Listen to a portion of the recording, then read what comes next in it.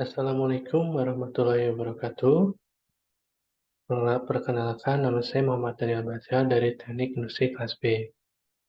Pada kesempatan kali ini, saya akan memaparkan tentang suatu material yaitu polimer. Dalam pemaparan ini, saya juga akan menjelaskan apa itu polimer, sifat-sifat polimer, aplikasi polimer, sampai dengan bagaimana suatu polimer itu dibuat menjadi suatu material yang dapat digunakan untuk berbagai macam keperluan. Lanjut saja ya. Yang pertama itu ada pengertian polimer ya. Polimer adalah makromolekul yang tersusun dari unit-unit kecil berulang yang disebut monomer. Monomer-monomer ini terikat kovalen satu sama lain membentuk rantai panjang. Proses pengikatan monomer-monomer ini disebut dengan polimerisasi.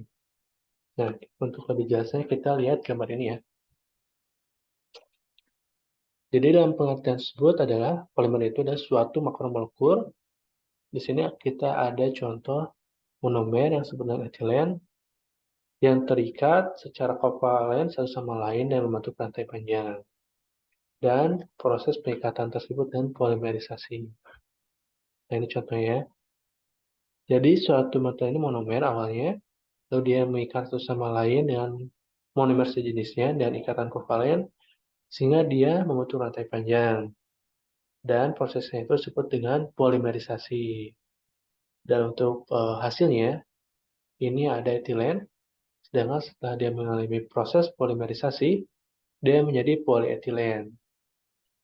Dengan proses polimerisasi, ikatan atom etilen, nah ini ya monomer, akan berikatan dengan monomer etilen lainnya. Nah ini berikatan secara kovalen ya, sehingga membentuk rantai panjang berulang dan menghasilkan polyetilen. Nah ini ya, ya. Oke, jadi bisa disimpulkan bahwa pengertian polimer itu ada suatu monomer yang terikat secara kovalen satu sama lain dengan proses yang disebut dengan polimerisasi sehingga menjadi sebuah polimer. Contohnya, yang tadinya monomer itu etilen, dia mengalami proses polimerisasi menjadi polyetilen.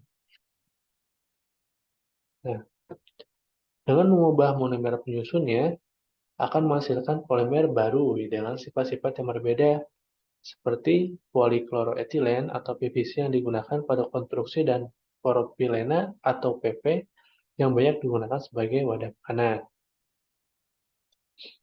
Contohnya ini ya.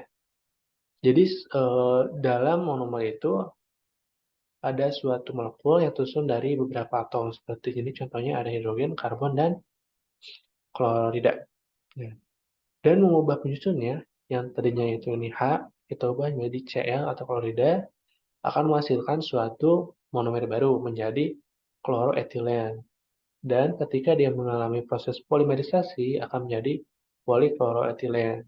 Nah, selanjutnya, selain mengubah penyusunnya juga, kita bisa mengubah susunannya. Contoh di sini ada propilen ya. Kita lihat ininya penyusunnya beda ya antara kloroetilen dan polipropilen dan propilen. Kita lihat penyusunnya beda dan mengubah penyusunnya juga kita dapat menghasilkan jenis monomer baru. Contohnya propilen dan ketika dia mengalami proses polimerisasi menjadi propilena atau propilen. Nah, jadi dengan mengubah sedikit saja mengubah penyusunnya, baik itu dari atomnya, dari susunannya, kita dapat menghasilkan monomer atau polimer baru ya, yang memiliki sifat-sifat dan kekuatan yang berbeda. Di setiap karakter dari monomer itu punya ciri khas masing-masing. Lanjut. Selanjutnya kita akan bahas aplikasi polimer. Nah, seperti yang dijelaskan tadi ya, dengan cara mengubah susunan dan atomnya, kita dapat menghasilkan jenis monomer baru yang dapat kita gunakan di dalam berbagai macam ini ya industri ya. Contohnya ada industri kemasan, dia banyak menggunakan polietilena dan polipropilena. Untuk tekstil, dia banyak digunakan itu nilen dan polyester, di otomotif polikarbonat dan ABS, di elektronik silikon dan poliamida, di medis dia sama kayak kemasan, sedangkan di konstruksi dia banyak menggunakan PVC, dan PP atau polipropilena. Nah, seperti yang tadi bilang ya, kita ubah penyusunnya dan ubah atomnya akan menghasilkan jenis monomer baru, seperti nilon, polyester, polikarbonat, ABS, silikon, poliamida, dan PVC. Jadi dengan mengotak-atik sedikit saja atau modif sedikit saja akan menghasilkan suatu monomer baru.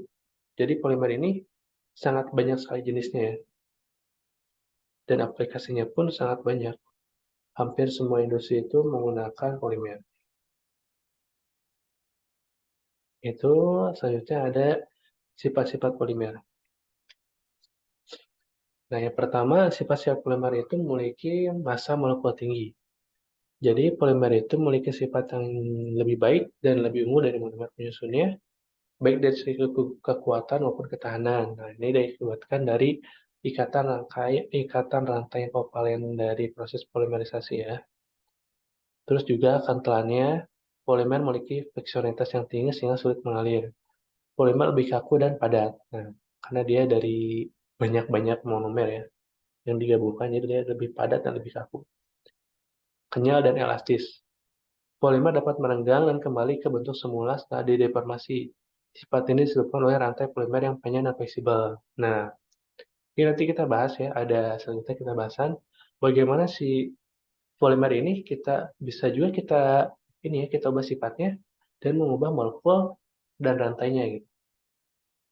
Selanjutnya ada ketahanan. Polimer memiliki ketahanan terhadap suhu ekstrim, bahan kimia, korosi, dan abrasi.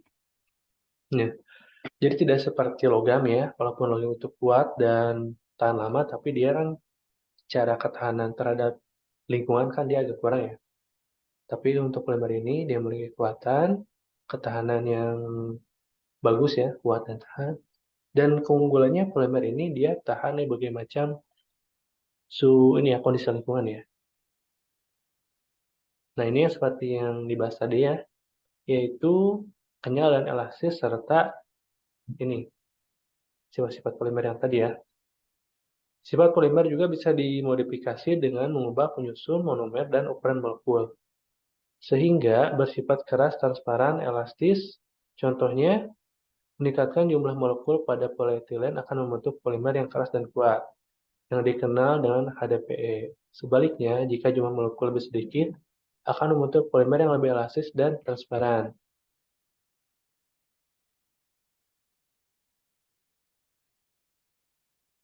Nah, ini ya. Jadi, seperti yang dibahas tadi, kalau misalnya kita meyakinkan suatu polimer itu dia mau kuat ya, kuat dan padat, lebih keras, lebih kuat, kita dapat memodifikasinya dengan cara menambahkan jumlah molekul dari monomernya. Sehingga rantai yang terbentuk itu pendek ya, cenderung pendek rantainya, jadi dia itu lebih padat dan lebih keras. Tetapi kita juga bisa membuat suatu polimer itu lebih elastis dan transparan dengan cara mengurangi molekulnya, sehingga rantai dari ikatan kovalent itu lebih panjang ya. Nah, dari hal ini kita dapat disimpulkan bahwa selain mengubah penyusunnya, mengubah zatnya atau atomnya, kita juga dapat mengubah atau memodifikasi jumlah molekulnya sehingga dapat menghasilkan suatu jenis polimer yang baru juga.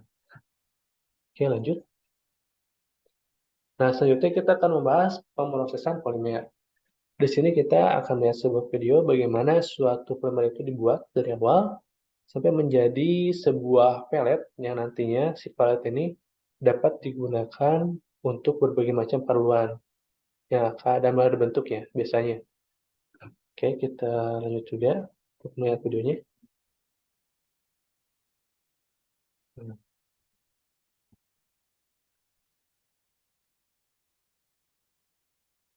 Nah, untuk tahap awal itu kita akan melihat proses pembuatan polimer ya. Kayak yang di sini kita keterangannya itu reaction. Jadi dia itu menggabungkan beberapa atom ya menjadi atau mengikat beberapa atom jadi sebuah polimer. Kita lihat saja videonya untuk lebih jelas.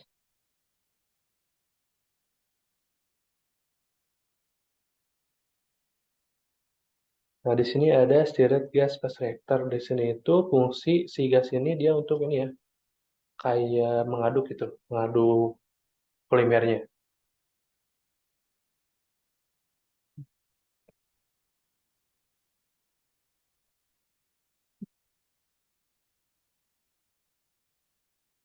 Di sini ada 3 bahan untuk proses pembuatan polimer, yaitu ada propilen, etilen, dan hidrogen. Nah, di tabung gas ini dia akan ini ya, melakukan proses yang disebut dengan polimerisasi atau pengikatan dari zat-zat monomer ini.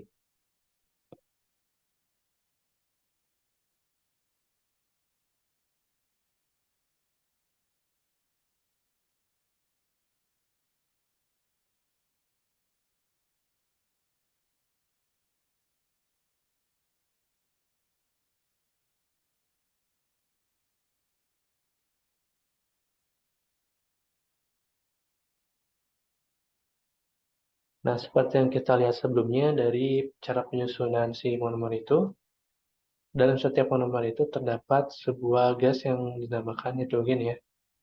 Ya hidrogen. Nah, jadi dalam proses polimerisasi juga sama, dia membutuhkan zat hidrogen. Tapi si gas nitrogen ini akan kita gunakan kembali ya. Jadi ya setelah dia tercampur dengan polimer ada sisa gasnya, maka sisa gas yang tersebut akan mengalir ke katup ini, katup gas penggunaan gas berulang, terus masuk ke gas kondensor, dan setelah itu akan digunakan kembali. Jadi lebih efektif ya untuk prosesnya.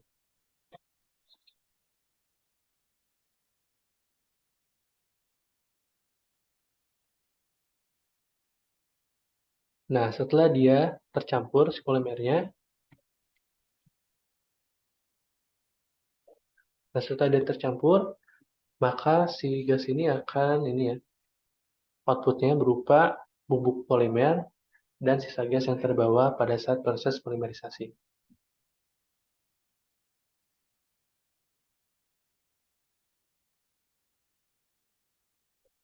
Dan proses pembuatan polimerisasi pun atau proses polimerisasi pun selesai ya.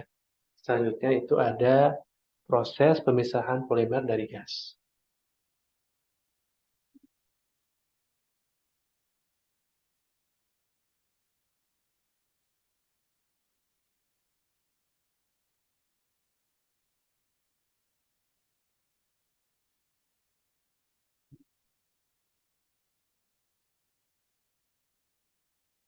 Nah ini ya, yang tadi, jadi setelah di proses polimerisasi dia akan menghasilkan bubuk polimer dan sisa gas yang ini yang tersisa dalam proses polimerisasi tersebut.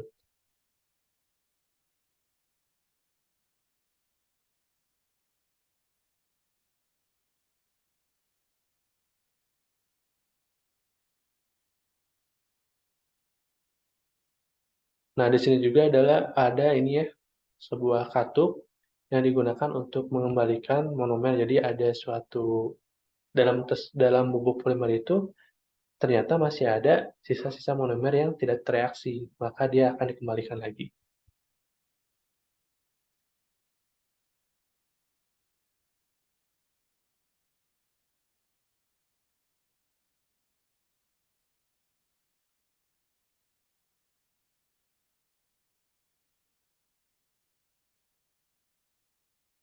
Nah, di sini ada Wurtz vessel ya.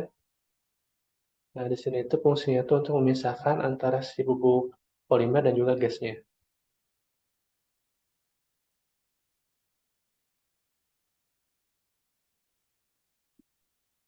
Nah, dia menggunakan bantuan dengan gas nitrogen ya, sehingga pada katup ini ada gas yang keluar ya. Ya, gas untuk sisa gas yang tadi digunakan pada proses polimerisasi dia dikeluarkan.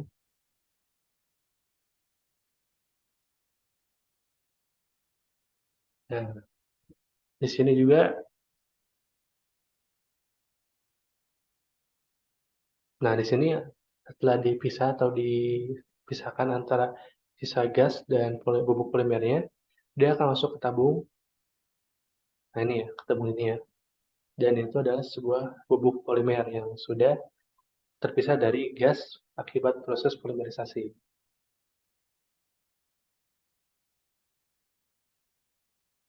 Nah, selanjutnya itu ada proses pencampuran dan ya, ekstraksi.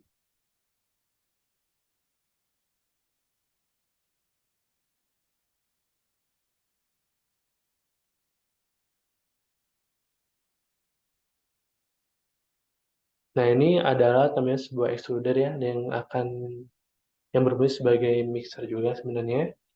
Nah, di sini ada bahan polimer tadi yang berupa bubuk polimer yang sudah selesai dipisahkan dengan gasnya. Dia masuk ke mesin extruder, lalu dicampurkan dengan bahan tambahan dan juga air.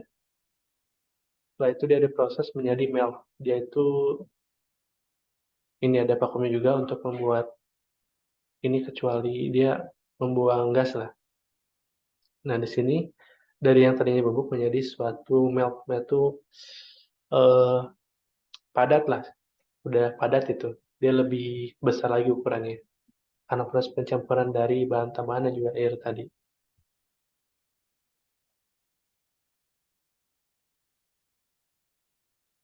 Nah, di sini dia dipotong-potong karena bentuknya panjang ya. Dia dipotong otomatis di sini. Lalu dia masuk ke centrifugal dryer yang berfungsi untuk mengeringkan. Karena dari sisa tadi masih terdapat air ya. Di sini ada water plus pellet. Jadi si bubuk polimer itu dicampur dengan air dan bahan tambahan menjadi bentuk pelet atau bentuk bulir-bulir kecil. Di sini fungsinya itu untuk mengeringkan si peletnya ini agar tidak tercampur dengan air.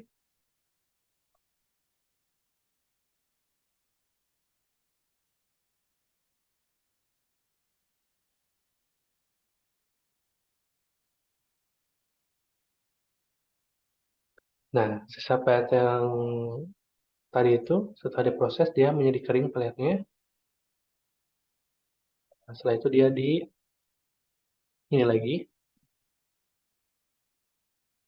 Nah, dia untuk proses ini ya, proses pemilahan si bijinya. Nah, di sini ada lubang ya, dia udah untuk proses pemilahan si bijinya juga. Setelah itu proses ini juga,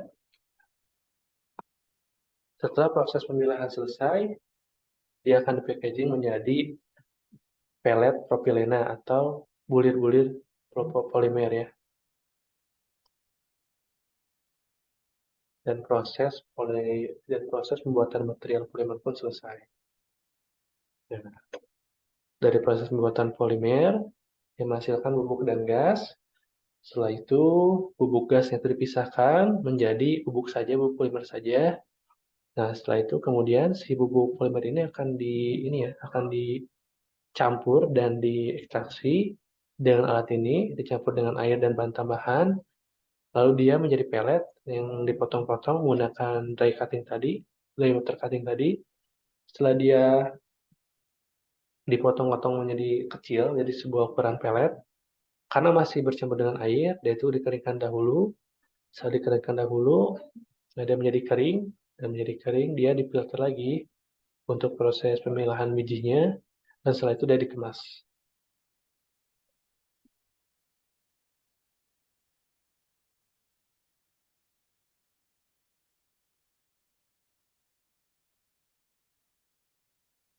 Nah,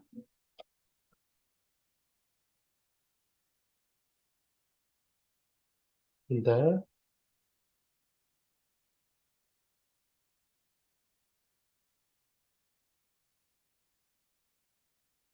Nah ini ya contohnya. Jadi setelah si polimer itu menjadi biji, dia itu dapat dibentuk dengan berbagai macam aplikasi ya. Contohnya bisa dibentuk menjadi ban, bisa dibentuk menjadi pipa, bisa dibentuk menjadi makanan. Jadi yang semua itu berupa biji, nanti dipanaskan, hasil dipanaskan akan dibentuk jadi berbagai macam bentuk ya, sesuai dengan penggunaannya dan aplikasinya.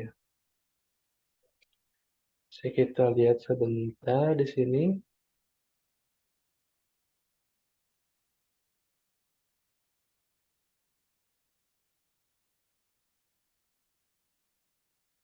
Nah,